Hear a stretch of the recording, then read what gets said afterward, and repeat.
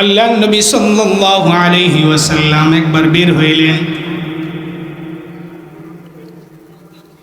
আল্লাহর নবীর একজন সাহাবীর নাম হলো উবাই ইবনে কাব রাদিয়াল্লাহু তাআলা আনহু। خرج رسول الله صلى الله عليه وسلم على أبي بن كعب। আল্লাহর নবী উবাই ইবনে কাব রাদিয়াল্লাহু তাআলা আনহুর যায় ডাক দিলেন, ও উবাই।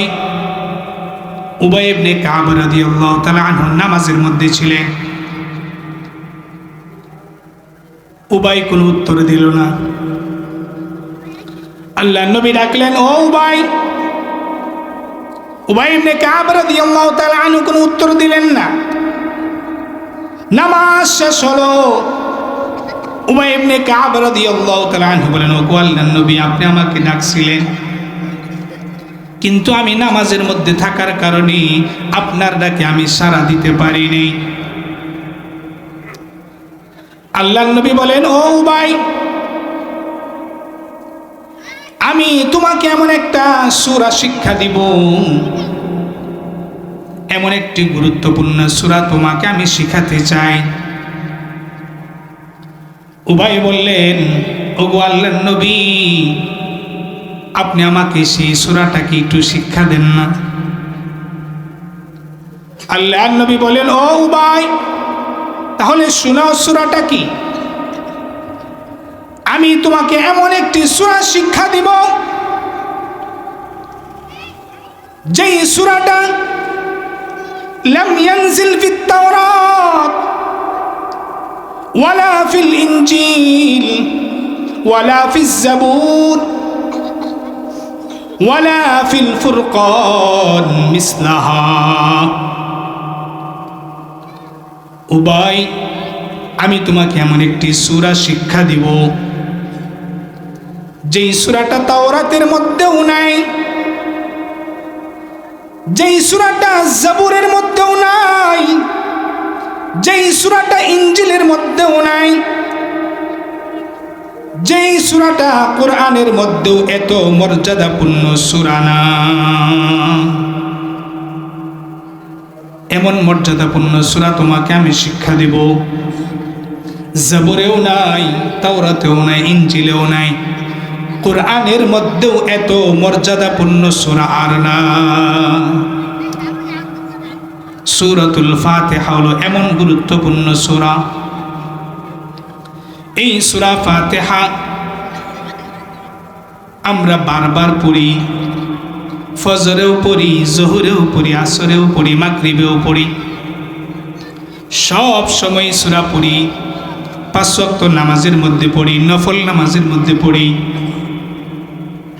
সূরা ফাতিহার মাধ্যমে বান্দা আল্লাহর সাথে কথোপকথন হয়ে যায়। সূরা ফাতিহা আল্লাহর সাথে কথা হয়, আল্লাহর সাথে আলোচনা হয়ে যায়। এই সূরা ফাতিহা এত গুরুত্বপূর্ণ সূরা। সূরা ফাতিহার আরেকটি নাম হলো সূরাতুশ শিফা। এই সূরা হলো সূরাতুশ শিফা বলা হয় কেন জানেননি? এই সূরার মাধ্যমে বহু রোগের চিকিৎসা ব্যবস্থা আছে। হাদিসের মধ্যেও এর বর্ণনাও পাওয়া যায়। সূরাতুশ শিফা, এই সূরা যে ঔষধের মতো কাজ করে তার প্রমাণ হলো আল্লাহর নবীর হাদিস। মনিবের আন্ডারে গোলাম থাকতো, গোলাম যেদিকে যাবে মনিবের অনুমতি লাগবে, লাগবে কিনা? বর্তমান সময়ে আমরা যেমন কামলা বলি, কি বলি? কামলা বলি না, বাসায় কাজের বুয়া বলি। তো ওই জমানায় গোলাম মনিবের প্রচলন ছিল। তো একদিন মনিবার গোলাম বের হয়েছে, হঠাৎ করে আজান হয়ে গেছে। কি হয়েছে? আজান হয়েছে। আজান যখন হলো তো নামাজ তো পড়তে হবে, কি বলেন? নামাজ পড়তে হবে না? তো নামাজ পড়ার জন্য গোলাম মনিবকে বলতেছে, মনিব আজান তো হয়ে গেছে, আমার তো মসজিদে যেতে হবে। কোথায় যেতে হবে? মসজিদে যেতে হবে। এবার আজান হলো, মনিব বলল যাও তুমি নামাজ পড়ে আসো। গোলাম মসজিদে ঢুকলো। ইমাম সাহেব নামাজে দাঁড়ালেন, মনিবও নামাজ পড়ল মুক্তাদি হিসাবে। নামাজ শেষ হয়ে গেল, একে একে সমস্ত মুসল্লি মসজিদ থেকে বের হয়ে গেল, কিন্তু মনিব বের হচ্ছে না। মনিব বের হচ্ছে না, গোলাম বের হচ্ছে না, মনিব তো বাহিরে। এবার মনিব কিছুক্ষণ পরে চিন্তা করলো, একে একে সবাই বের হয়ে গেল, আমার গোলাম তো বের হচ্ছে না মসজিদ থেকে, ঘটনা কি, কারণ কি? মসজিদে কোনো মুসল্লিও মনে বাকি নাই, আমার গোলাম বের হচ্ছে না, কারণটা কি? মনিবের কৌতূহল হলো, সে মসজিদে ঢুকলো, নামাজের জন্য ঢুকে নাই, গোলামকে খোঁজার জন্য ঢুকছে। জিজ্ঞেস করতেছে, ও গোলাম, তুমি মসজিদে ঢুকছো, সমস্ত মুসল্লি বের হয়ে গেছে, কিন্তু তুমি বের হচ্ছ না কেন? আমি তোমার জন্য অপেক্ষা করছি, কারণটা কি বলো তো? গোলাম উত্তর দিল, ওগো মনিব, যখন আজান হলো, মসজিদ থেকে আজান হলো, হাইয়া আলাস সালাহ, মুয়াজ্জিন যখন ডাক দিলেন হাইয়া আলাস সালাহ, আমি মসজিদে প্রবেশ করলাম, নামাজের মধ্যে দাঁড়াইলাম। নামাজের মধ্যে দাঁড়ানোর পরে নামাজের মধ্যে আমি অনেক স্বাদ পেয়ে গেলাম। ইমাম সাহেব নামাজ শেষ করলেন, একে একে সমস্ত মুসল্লি বের হয়ে গেল।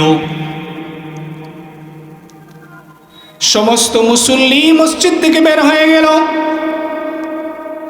আমি আল্লাহ রাব্বুল আলামিনের ধ্যানে মগ্ন হয়ে আমি নামাজের স্বাদ পেয়ে গেলাম। অগমনী যে আল্লাহ আপনাকে মসজিদে প্রবেশ করার তৌফিক দেন নাই, সেই আল্লাহ আমাকে মসজিদ থেকে বের হতে দেন না। সুতরাং মাহফিলে আসা এটা সৌভাগ্য। কার ইশারায় বলেন? কার ইশারা? আল্লাহ, আল্লাহ চাইলে। সুতরাং যারা বাহিরে আছে, কপাল তো ভালো হতে হবে। এই জন্য সকলেই চলে আসি ইনশাআল্লাহ। আজকে এই তাফসীরুল কোরআন মাহফিলের বিষয়ভিত্তিক আলোচনা দেওয়া হলো। আমার বিষয় হলো সূরা ফাতিহা, তাফসীরে সূরা ফাতিহা। এমন একটি সূরা আলোচনা দেওয়া হলো, যেই সূরার আলোচনা মুফাসসিরিনে কেরাম মাসের পর মাস তাফসীর করেও শেষ করতে পারবেন না। রাত দিন পার হবে কিন্তু সূরার তাফসীর শেষ হবে না। তারপরেও সংক্ষিপ্ত কিছু হাদিস থেকে আপনাদেরকে এই সূরার কিছু ফজিলত আমি আপনাদের সাথে মুযাকারা করব। আল্লাহ রাব্বুল আলামিন আমাদেরকে ধৈর্য সহকারে কোরআন ও হাদিস থেকে সূরা ফাতিহার মর্যাদা শোনার তৌফিক দান করেন। সকল বলে আমিন। জুড়ে বলেন আমিন। মুহতারাম হাজিরিন, সূরা ফাতিহা এটা এমন একটি সূরা, যেই সূরার নাম জানে না এমন কোনো মুসলমান আছে বলেন তো? কেউ বলে সূরা ফাতিহা, কেউ বলে আলহামদু সূরা, বলে কি না? সূরা ফাতিহা বলে, আলহামদু সূরাও বলে, এক একজন এক এক নামে বলে। তো সূরা ফাতিহা এমন একটি গুরুত্বপূর্ণ সূরা, যেই সূরা ছাড়া নামাজই হয় না। কি বলে? নামাজ হবে? সূরা ফাতিহা ছাড়া নামাজ হবে? হবে না, সূরা ফাতিহা লাগবেই। তো এমন মর্যাদাপূর্ণ একটি সূরা, নামাজের শুরুতেই সূরা ফাতিহা লাগবে। ইমাম বুখারী রাহমাতুল্লাহি আলাইহি এই সূরা ফাতিহার নামকরণ করেছেন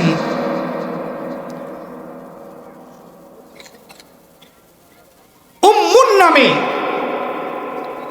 অর্থাৎ এটাকে উম্মুল কিতাব বলেছেন, কিতাবের মা। কি বলেছেন?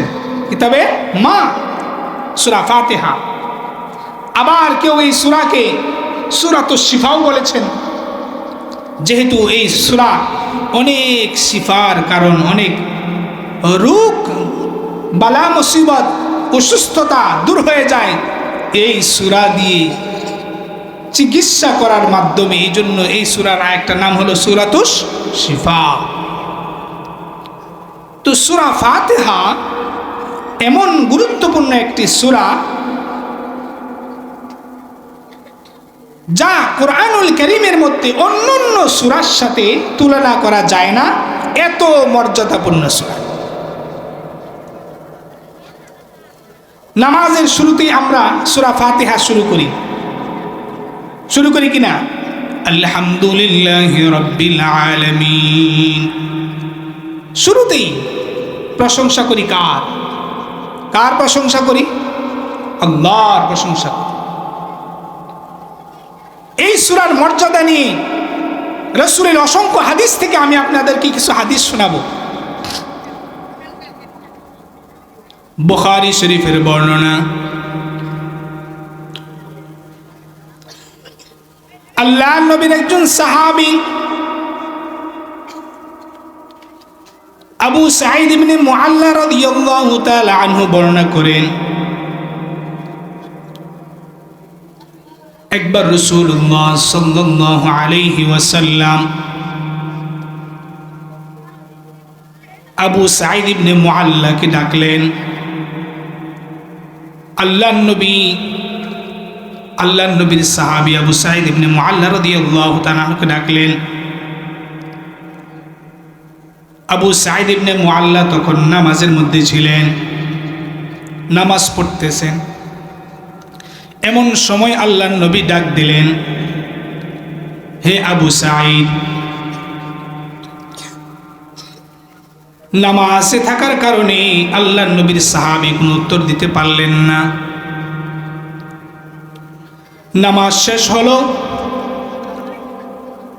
আবু সাঈদ ইবনে মুআল্লা রাদিয়াল্লাহু তাআলা আনহু আল্লাহর নবীকে বললেন, ইয়া রাসূলুল্লাহ, আমি নামাজের মধ্যে ছিলাম, আপনি আমাকে ডাকলেন কিন্তু উত্তর দিতে পারি নাই। নামাজের মধ্যে থাকার কারণে আপনার ডাকে আমি সাড়া দিতে পারলাম না। আল্লাহর নবী বলেন, তাহলে শুনো, আমি তোমাকে এমন একটি সূরা শিক্ষা দিব, মসজিদ থেকে বের হওয়ার পূর্বে এমন একটি সূরা শিক্ষা দিব। আল্লাহর নবী বলেন, লাউআল্লিমান্নাকা সূরাতান হিয়া আ'যামুস সুওয়ারি ফিল কুরআন। আমি তোমাকে এমন একটা সূরা শিক্ষা দিব, কুরআনের মধ্যে সবচেয়ে মর্যাদাপূর্ণ সূরা। সুবহানাল্লাহ। কুরআনের মধ্যে সবচেয়ে মর্যাদাপূর্ণ এমন একটা সূরা তোমাকে আমি শিক্ষা দিব। আল্লাহর নবীর সাহাবী অপেক্ষা করতেছিলেন। আল্লাহর নবী বলেছেন এমন একটি সূরা শিক্ষা দিবেন যেই সূরাটা অনেক মর্যাদাপূর্ণ হবে। অপেক্ষা করতেছিলেন। আল্লাহর নবী মসজিদ থেকে বের হওয়ার জন্য প্রস্তুত হলেন। আবু সাঈদ ইবনে মুআল্লা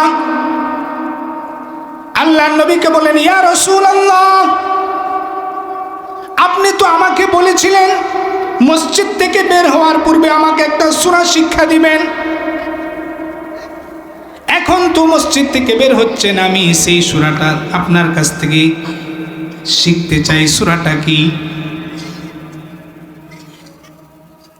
আল্লাহর নবী বলেন, তাহলে শুনো, সেই সূরাটা হলো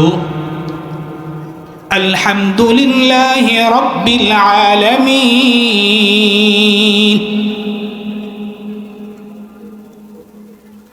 সেই সূরাটা হলো তুমি নামাজের মধ্যে যেই সূরা দিয়ে শুরু করো, সূরাতুল ফাতিহা। আলহামদুলিল্লাহি রাব্বিল আলামিন হিয়া সাবউল মাসানি ওয়াল কুরআনুল আযীম। এই সূরাটা হলো এমন 7 আয়াত বিশিষ্ট একটি সূরা। কুরআনুল কারীমের ভিতরে যেই সূরা এত মর্যাদা, পুরা কুরআন শরীফের ভিতরে সূরা ফাতিহার মতো মর্যাদাপূর্ণ সূরা আর কুরআনে নাই। বলেন সুবহানাল্লাহ। এত মর্যাদাপূর্ণ সূরা হলো এই সূরা ফাতিহা, অথচ আমরা এই সূরা ফাতিহা সাধারণ মনে করি কিনা বলেন? এত গুরুত্বপূর্ণ সূরা। সূরা ফাতিহা কত মর্যাদাপূর্ণ সূরা।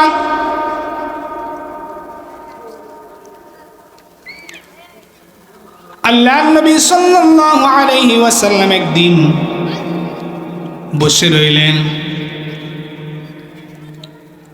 হাদিসের মধ্যে এসেছে আল্লাহর নবী বসা, জিবরাইল আলাইহিস সালাতু ওয়াস সালাম আসলেন।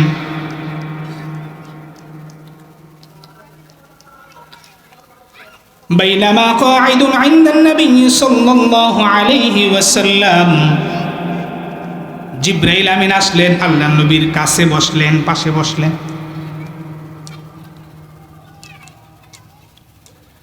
কিছুক্ষণ পরে উপর থেকে একটি আওয়াজ হলো। জিবরাইল আমিন বসা, আল্লাহর নবীর পাশে বসে রইলেন। হঠাৎ করে উপর থেকে একটি আওয়াজ হলো। দরজা খুললে যেমন আওয়াজ হয় এমন আওয়াজ, দরজা খোলার আওয়াজের মতো আওয়াজ হলো। এই আওয়াজটা আল্লাহর নবীও শুনলেন। জিবরাইল আলাইহিস সালাতু ওয়াস সালাম আওয়াজ হওয়ার পরে উপরের দিকে তাকাইলেন। জিবরাইল আমিন বললেন, ইয়া রাসূলুল্লাহ, আপনি যেই মাত্র আওয়াজটা শুনলেন এটা হলো আসমানের একটি দরজা খোলার আওয়াজ। আজকে যে আওয়াজটা এই মুহূর্তে শুনলেন এই আওয়াজটা হলো আসমানের একটি দরজা খোলার আওয়াজ শুনলেন। এই কথা বলার পরে আল্লাহর নবী তাকায় দেখলেন, গুরুত্ব দিলেন। জিবরাইল আমিন বললেন, ওগো আল্লাহর নবী, যে আওয়াজটা শুনলেন আসমানের একটি দরজা খোলার আওয়াজ, এটা কেমন দরজা বলেন? জিবরাইল আমিন বললেন, ওগো আল্লাহর নবী, যে আওয়াজ শুনলেন এটা এমন একটি আসমানের দরজা খোলা হলো, ইতিপূর্বে আর কখনো এই দরজা খোলা হয় নাই। আল্লাহর নবী তাকিয়ে দেখলেন একজন ফেরেশতা সেই দরজা দিয়ে আসলেন। জিবরাইল আমিন বললেন, ওগো আল্লাহর নবী, যেই ফেরেশতাকে আপনি আসতে দেখলেন এই ফেরেশতা দুনিয়াতে ইতিপূর্বে আর কখনো আসে নাই। দরজাটাও আজকে খোলা হলো।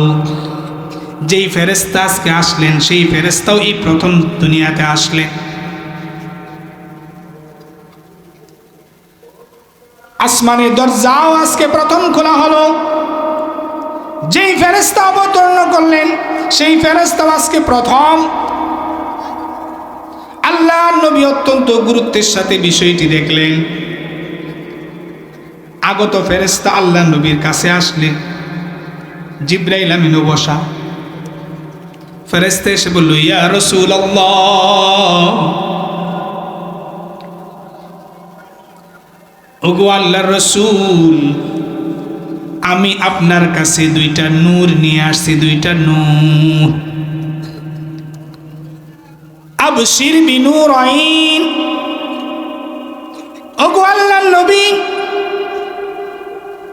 আপনি দুইটা নূর গ্রহণ করুন। একটা নূর হলো সূরাতুল ফাতিহা,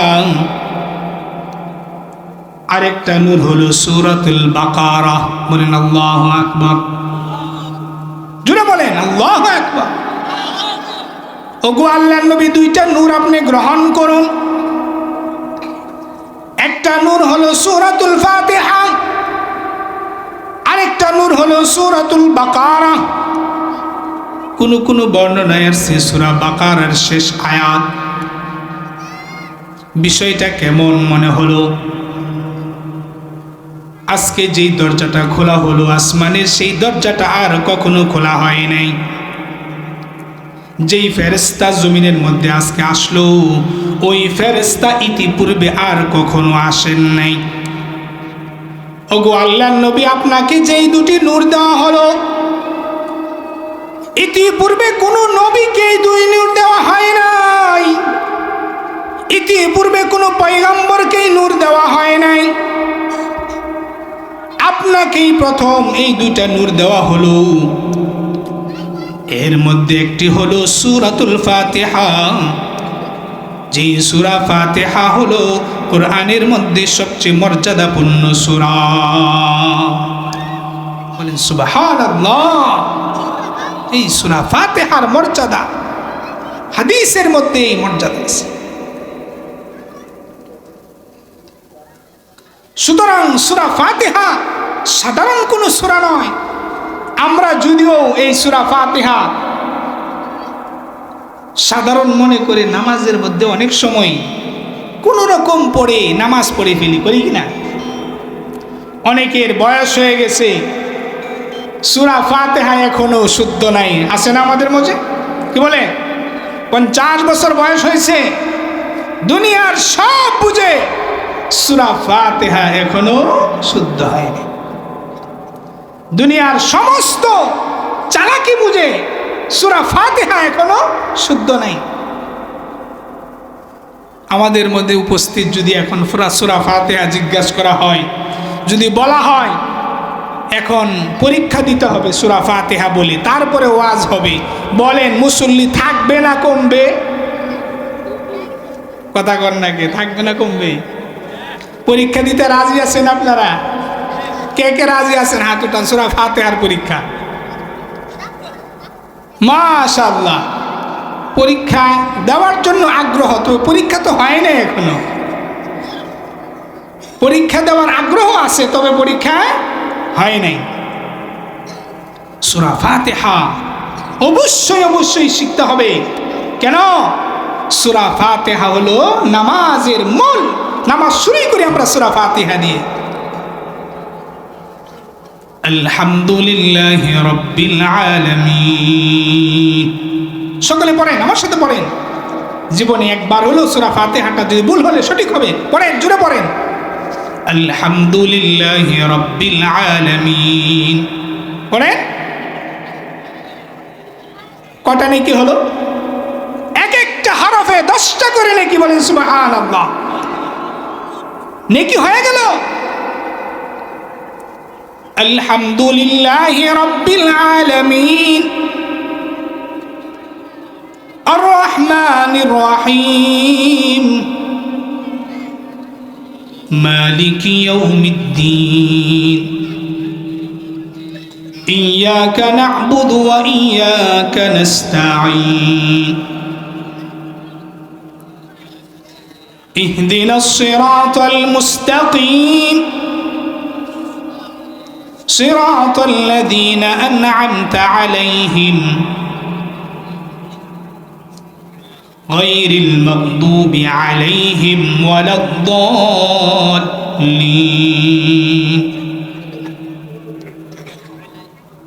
বলেন সূরা ফাতিহা পড়া হয়ে গেল, নেকি হয়েছে কিনা? বলেন হয়েছে কিনা? আমাদের আমল নামায় অসংখ্য নেকি লেখা হয়ে গেছে। বলেন সুবহানাল্লাহ। সূরা ফাতিহা কত মর্যাদাপূর্ণ সূরা। আল্লাহর নবীর হাদিস, তিরমিজি শরীফের হাদিস, আবু হুরায়রা রাদিয়াল্লাহু তাআলা আনহু হাদিস বর্ণনা করতেছেন, আল্লাহর নবী সাল্লাল্লাহু আলাইহি ওয়াসাল্লাম একবার বের হইলেন। আল্লাহর নবীর একজন সাহাবীর নাম হলো উবাই ইবনে কাব রাদিয়াল্লাহু তাআলা আনহু। خرج رسول الله صلى الله عليه وسلم على أبي بن كعب।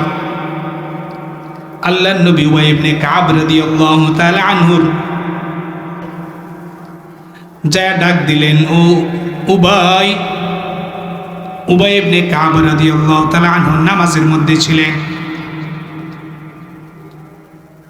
উবাই কোনো উত্তর দিল না।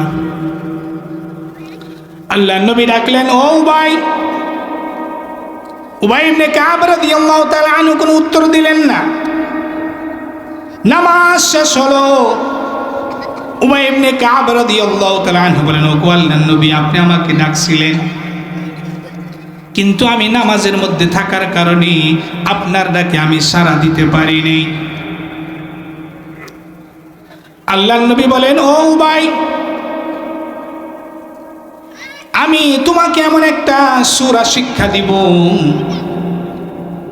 এমন একটি গুরুত্বপূর্ণ সূরা তোমাকে আমি শিখাতে চাই। উবাই বললেন, ওগো আল্লাহর নবী, আপনি আমাকে সেই সূরাটাকে একটু শিক্ষা দেন না। আল্লাহর নবী বলেন, ও উবাই, তাহলে শোনাও সূরাটা কি। আমি তোমাকে এমন একটি সূরা শিক্ষা দিব, যেই সূরাটা লাম ইয়ানজিল ফিত তাওরাত ওয়ালা ফিল ইনজিল ওয়ালা ফিজ জাবুর ওয়ালা ফিল ফুরকান মিসলাহা। উবাই, আমি তোমাকে এমন একটি সূরা শিক্ষা দিব, যেই সূরাটা তাওরাতের মধ্যেও নাই, যেই সূরাটা জাবুরের মধ্যেও নাই, যেই সূরাটা ইনজিলের মধ্যেও নাই, যেই সূরাটা কোরআনের মধ্যেও এত মর্যাদাপূর্ণ সূরা না। এমন মর্যাদাপূর্ণ সূরা তোমাকে আমি শিক্ষা দেব, জাবুরেও নাই, তাওরাতেও নাই, ইনজিলেও নাই, কোরআনের মধ্যেও এত মর্যাদাপূর্ণ সূরা আর না। সূরাতুল ফাতিহা হলো এমন গুরুত্বপূর্ণ সূরা। এই সূরা ফাতিহা আমরা বারবার পড়ি, ফজরেও পড়ি, জোহরেও পড়ি, আসরেও পড়ি, মাগরিবেও পড়ি, সব সময় সূরা পড়ি। 5 ওয়াক্ত নামাজের মধ্যে পড়ি, নফল নামাজের মধ্যে পড়ি। সূরা ফাতিহার মাধ্যমে বান্দা আল্লাহর সাথে কথোপকথন হয়ে যায়। সূরা ফাতিহা আল্লাহর সাথে কথা হয়, আল্লাহর সাথে আলোচনা হয়ে যায়। এই সূরা ফাতিহা এত গুরুত্বপূর্ণ সূরা। সূরা ফাতিহার আরেকটি নাম হলো সূরাতুশ শিফা। এই সূরা হলো সূরাতুশ শিফা বলা হয় কেন জানেননি? এই সূরার মাধ্যমে বহু রোগের চিকিৎসা ব্যবস্থা আছে। হাদিসের মধ্যেও এর বর্ণনাও পাওয়া যায়। সূরাতুশ শিফা, এই সূরা যে ঔষধের মতো কাজ করে তার প্রমাণ হলো আল্লাহর নবীর হাদিস। একবার এক সাহাবায়ে কেরামের একটি দল কোনো এক জায়গায় বের হয়েছে, সফরে গেছে। সাহাবায়ে কেরামের দল এক জায়গায় অবস্থান করলো। খবর আসলো ওই গোত্রের যে লিডার তাকে সাপে কামড় দিছে। সাহাবায়ে কেরামের যে দল অবস্থান করলো, তো খবর আসলো ওই গোত্রের যে সর্দার তাকে সাপে কামড় দিছে। এবার সাপে কামড় দিলে এক সময় জারফুক হইতো, উজা আসতো, মুরব্বী যারা তারা জানেন। এখন চিকিৎসা ব্যবস্থা হয়েছে, ইঞ্জেকশন দিলে সাপের বিষ পানি হয়ে যায়, কিন্তু এক সময় এই সাপের বিষের জন্য উজা ছিল, বিভিন্ন মন্ত্র করা হতো।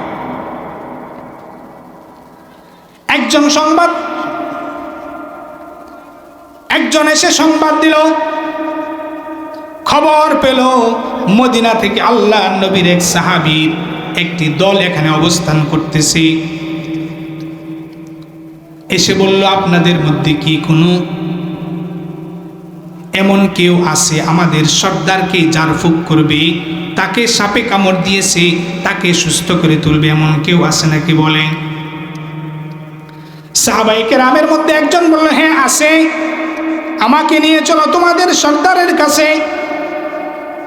আল্লাহ নবীর সাহাবী ওই সর্দারের কাছে গেলেন। সর্দারের কাছে যাওয়ার পরে সূরাতুল ফাতিহা পড়লেন। কোনো বর্ণনায় আছে 7 বার ওই সাহাবী সূরা ফাতিহা পাঠ করলেন। সূরা ফাতিহা পাঠ করে যখন ওই সর্দারের গায়ে ফু দিলেন, সাথে সাথে ওই সর্দার সাপের বিষ থেকে ভালো হয়ে সুস্থ হয়ে গেল। সাথে সাথে সুস্থ হয়ে গেল।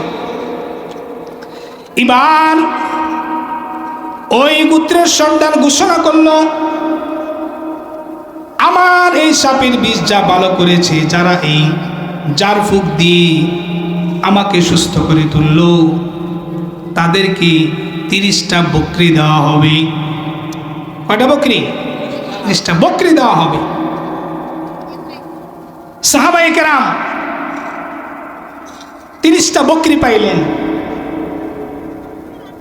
30টা বকরি পেয়ে এবার জারফুক তো হলো সূরা ফাতিহার মাধ্যমে, সুস্থ হলেন, প্রমাণ হয়ে গেল। সাহাবায়ে কেরাম চিন্তা করলেন, আমরা যে সূরা ফাতিহা পড়ে ফুক দিলাম, ছাগলও পাইলাম, কিন্তু খাওয়া জায়েজ কিনা এটা জানি কার থেকে? কি বলেন? এই ছাগল যে খাবো, এটা জায়েজ না না জায়েজ, এটা জানা দরকার আছে না? মদিনায় আসলেন। মদিনায় এসে আল্লাহ নবীর কাছে সব ঘটনা খুলে বললেন, ইয়া রাসূলুল্লাহ, আমরা অমুক গোত্রে গিয়েছিলাম, এই গোত্রের সর্দারকে সাপে কামড় দিয়েছে,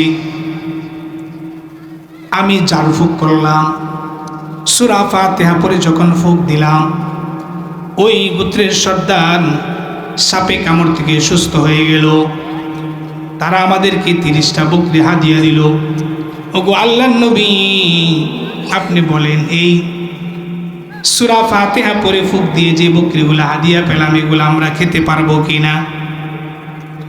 আল্লাহর নবী বললেন, তোমরা যেই বকরিগুলা পাইছো, এই বকরিগুলা কি তোমরা খেয়ে ফেলছো নাকি এখনো আছে? সাহাবায়ে কেরাম বললেন, ওগো আল্লাহর নবী, আমাদের মাঝে ছাগলগুলো এখনো আছে। আল্লাহর নবী বলেন, তোমরা তো খাইবা, আমার জন্য কিছুটা রেখে দিও। সুবহানাল্লাহ। সুতরাং হুজুররা জারফুক দিলে কিছু হাদিয়া দিয়েন, কিছু হাদিয়া দিয়েন। জায়েজ আছে কিনা? দলিল হাদিস। দলিল কি? হুজুররা যদি জারফুক দেয়, হাদিয়া দেওয়া জায়েজ আছে কিনা? সূরাতুল ফাতিহা যে শিফা, এটা কোনো অস্পষ্টতা আছে?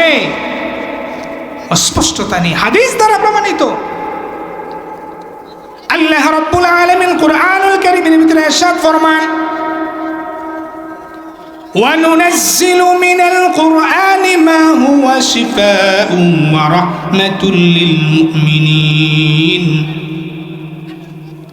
وَلَا يَزِيدُ الظَّالِمِينَ إِلَّا خَسَارًا। আল্লাহ রাব্বুল আলামিন এই কুরআনকে রহমতও বানাইছেন, শিফাও বানাইছেন। বলেন আল্লাহু আকবার। এই কুরআনে কারীম রহমত আবার শিফা। সূরা ফাতিহা পড়ে ফুক দিবেন মাঝে মাঝে, সব সময় হুজুরদেরকে পাওয়া যায় না, পেটের খারাপ লাগতেছে, সূরা ফাতিহা পড়বেন, গ্লাসে ফুক দিয়ে নিজে খাবেন, বাচ্চাদেরকে খাওয়াইবেন। আল্লাহ রাব্বুল আলামিন কোরআনের খাতিরে সমস্ত পেটের রোগ ভালো করে দিবে। সুতরাং সূরা ফাতিহা এটা শিফা, মুমিনের জন্য শিফা। এই জন্য এই সূরা ফাতিহা পড়া চাই। আমরা সূরা ফাতিহা নামাজের মধ্যে পড়ি। এই সূরা ফাতিহা আলোচনা আসলে অনেক দীর্ঘ সময়। আমি সূরা ফাতিহার যে প্রস্তুতি নিয়েছি আলোচনা 2 ঘন্টা আমার শুধু হাদিস শোনাতেই লাগতো। শুধু হাদিস 4টা হাদিস শোনাইছি, আরও 10টা হাদিস বাকি আছে, কিন্তু সময় শেষ।